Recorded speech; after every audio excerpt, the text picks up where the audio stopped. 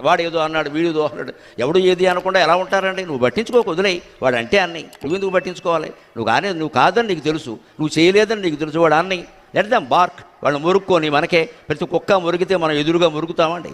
కుక్క మురిగితే మనం ఏం చేస్తాం? ఉడుపుగా తప్పించుకుని పక్కకి పారిపోతాం. అది మురిగింది అని మనం మురగంగా మరీ గట్టిగా మురిగితే రాయిట్టు కొడతాం, అయిపోయాయి. ప్రతిదానికి మనం సమాధానం చెప్పక్కర్లేదండి, అవసరం లేదు అక్కడ.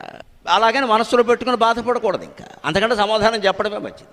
మనసులో పెట్టుకుని అసలే బాధపడడం చేయలేదు కదా, ఏదో అనుకుంటారు అనుకొని వాళ్ళు ఎవరైనా మనం పట్టించుకోవాలా? ఈ స్థితి రావాలంటే మట్టిలో ఆడాలి, బురద నీళ్లలో ఆడాలి. పూర్వం ఆడించేవాళ్ళు, గేదె మీద ఈత కొట్టించేవాళ్ళు, ఏళ్ళరా అని చెప్పేవాళ్ళు. నేరేడుకాయలు కొనమంటే కొనేవాళ్ళు కాదు, చెట్టెక్కి కోసుకో అనేవాళ్ళు. నేరేడు చెట్టుకి కోసుకునేవాళ్ళం ఆషాఢ మాసంలో.